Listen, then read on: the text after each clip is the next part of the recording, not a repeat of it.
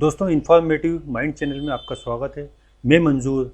मैं आपको yes bank के आंकड़ों से अवगत कराने वाला हूं। अगर आपने हमारे चैनल को लाइक और सब्सक्राइब नहीं किया है तो कर लीजिए। यस बैंक में बहुत अच्छे अपडेट्स दिखाई दे रहे हैं।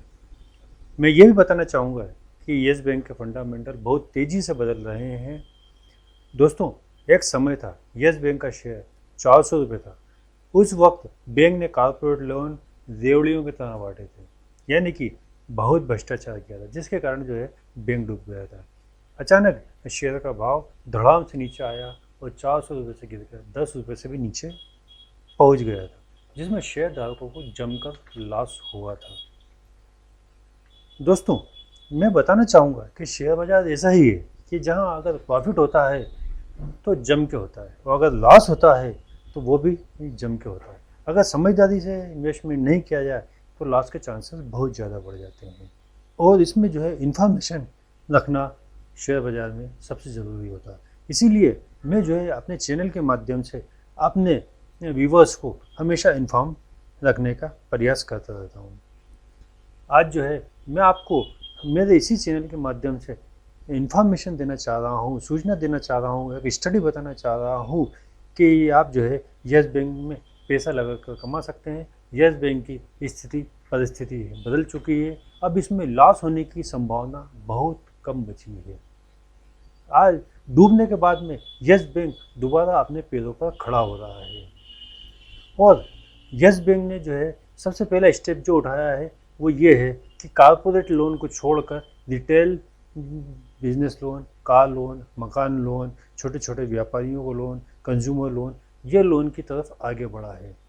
और इसने जो है मतलब कुल मिलाकर कॉर्पोरेट लोन से जो है रिटेल लोन की तरफ शिफ्ट हो रहा है। जैसे कि हम देखते हैं बजाज फाइनेंस भी छोटे छोटे कंज्यूमर लोन देता है। आज उसकी स्थिति कहाँ से कहाँ पहुँच गई, ये हमारे सामने है। मेरी स्टडी ये कहती है कि अगर यस बैंक के अंदर पैसा इन्वेस्ट किया जाए तो ये जो है शेयर आज जो 16 रुपये 45 पैसे के लगभग चल रहा है, ये शेयर आगे बढ़कर मेरे ख्याल से एक साल के अंदर 30 रुपये या उससे ज़्यादा का भी रिटर्न दे सकता है। ये मेरी स्टडी कहती है। बाकी आपको इन्वेस्ट करना है तो आपको जो है अपने वित्तीय सलाहकार से राय मशवरा करके देना चाहिए। ये चैनल मेरा केवल स्टडी पर्पज से है। अब हम आते हैं आंकड़ों के ऊपर। अगर आंकड़ों की बात करते हैं तो वर्तमान में जो है ये शेयर का भाव चल रहा है 16 रुपये 45 पैसे। और अगर हम इसकी बात करें तो शुक्रवार के दिन इसका जो है डेल रहा 16 रुपये 45 पैसे और हाई रहा 16 रुपये 70 पैसे। और अगर 52 वीक लो की बात करें तो 10 रुपये 50 पैसे और 52 वीक हाई की बात करते हैं तो 20 रुपये 75। अब चलते हैं इसके एडवांस चार्ट की तरफ में। तो एडवांस चार्ट की तरफ अगर अपन चलते हैं तो एडवांस चार्ट देखने के पर हमें समझ में आता है कि जो है ये काफ़ी दिनों से 16 रुपये की एक रेंज में घूम रहा है, यहाँ से यहाँ पर। ये देखिए ये यहाँ पर चल रहा है। अगर ये शेयर ने अगर ये 18 के लेवल को अगर क्रॉस कर दिए तो ये ऐसा दौड़ेगा कि खरीदने का मौका नहीं मिल पाएगा। एक दिन में 20% भी आगे बढ़ सकता है ये, और ये फिर हाथ आने वाला नहीं है। लेकिन अगर इसने जो है इस लेवल को अगर तोड़ दिया तो मैं समझता हूँ कि यहाँ से एग्जिट हो जाना ही सबसे बेहतर रहेगा। अगर हम बात करें इसके RSI की तो इसका RSI यहाँ पर देखिए आप 82 के ऊपर तक गया हुआ है। और अभी वर्तमान में ये RSI जो है 62 के आसपास चल रहा है। तो ये नहीं कि ये RSI भी हमें ये बता रहा है कि अभी जो है शेयर जो है परचेस करने की स्थिति में है। ये मैं RSI के बारे में बात कर रहा हूँ।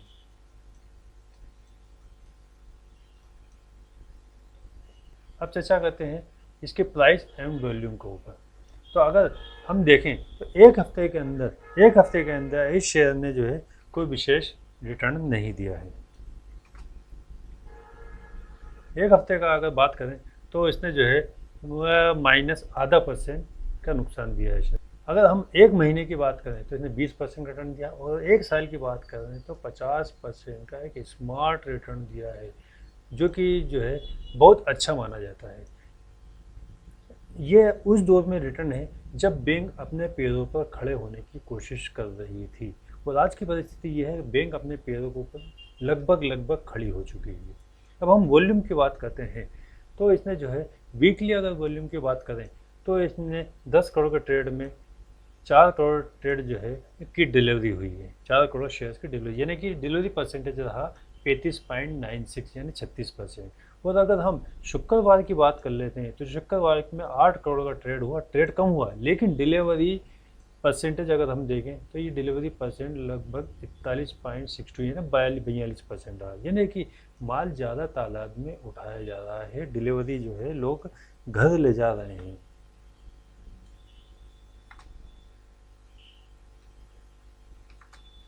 अगर इसके आगे हम चलते हैं, मूविंग एवरेज की तरफ चलते हैं, तो मूविंग एवरेज जो है 200 दिन के मूविंग एवरेज से ऊपर चल रहा है। 200 दिन का जो मूविंग एवरेज है यहाँ पे 13 रुपये 60 पैसे है। 50 डेज का मूविंग एवरेज है, सिंपल मूविंग एवरेज 14 रुपये 30 पैसे का है, और अभी जो है चल रहा है 16 रुपये 45 पैसे पे, यानी कि सिंपल मूविंग एवरेज से ये अच्छी कीमत पर चल रहा है। अगर ये जो है 14 रुपये 30 पैसे से ऊपर बना रहता है तो हमें बिल्कुल भी घबराना नहीं चाहिए।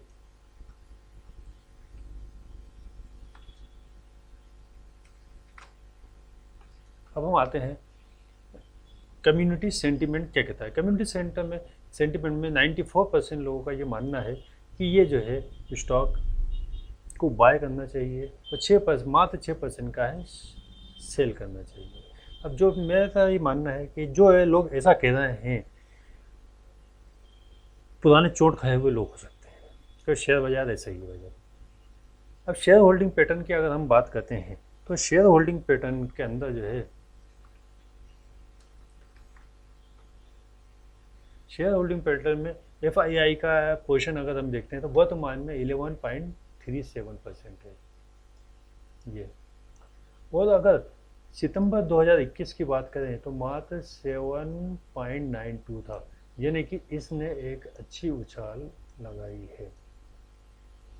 जहां पर FII माल खरीदते हैं तो एक सामान्य इन्वेस्टर जो होता है वो सोचता है कि बिल्कुल अगर जहाँ बड़े बड़े फॉरेन विदेशी दिमाग के लोग अगर बाइंग कर रहे हैं तो कहीं ना कहीं दम तो बनता है उस जगह पर। अब हम बात करते हैं कैश फ्लो की। अगर कैश फ्लो के आंकड़ों को देखते हैं तो कैश फ्लो की स्थिति जो है बड़ी अच्छी जो है दिखाई दे रही है।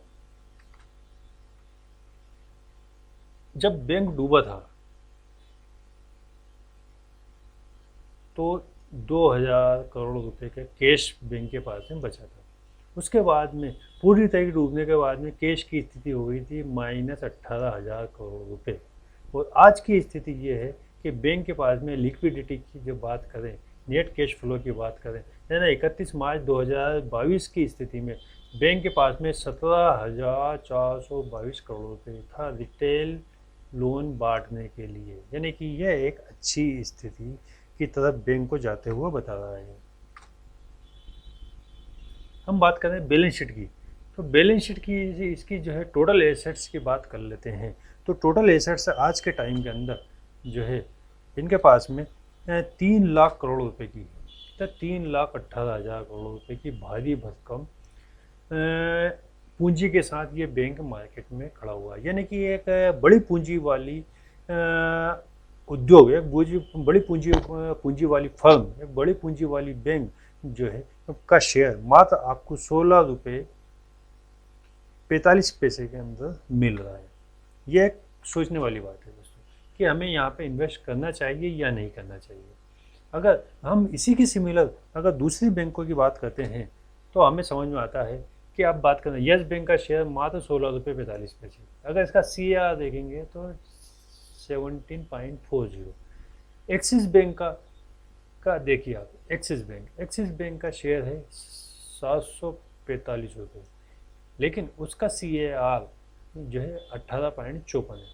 तो इससे पता चलता है कि जो है वर्तमान में यस बैंक की स्थिति जो है रिस्क के मामले में axis bank, Kotak bank, ICICI bank और HDFC बैंक से भी ज़्यादा अच्छी है। अगर बात करते हैं NIM की तो यहाँ पे थोड़ी सी स्थिति कमज़ोर है, नेट इंटरेस्ट मार्जिन की बात करें तो यहाँ पर थोड़ा सा कम है, क्योंकि इनके पास में डिपॉजिट कम है, लेकिन डिपॉजिट धीरे धीरे बढ़ना है। जैसे डिपॉजिट बढ़ते जाएंगे तो यहाँ पर भी सुधार आएगा। एक स्थिति में यहाँ पर आ जाएगा, पहली बार में यहाँ पे आएगा, दूसरी बार में यहाँ पे आएगा, और ये मुझे आता हुआ दिखाई दे रहा है।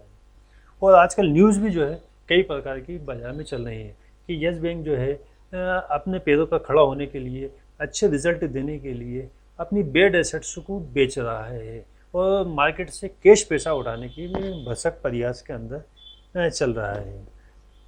मेरा ये मानना है कि जो है जिन्होंने अभी खरीद रखा है वो इसे बेचे नहीं, उसे होल्ड करें। अगर 18 को क्रॉस करे तो फटाफट ले लें, देरी ना करें, क्योंकि ये ऐसा दौड़ेगा कि फिर हाथ नहीं आने वाला है। दोस्तों, ये रिपोर्ट हमने बहुत मेहनत करके बनाई है।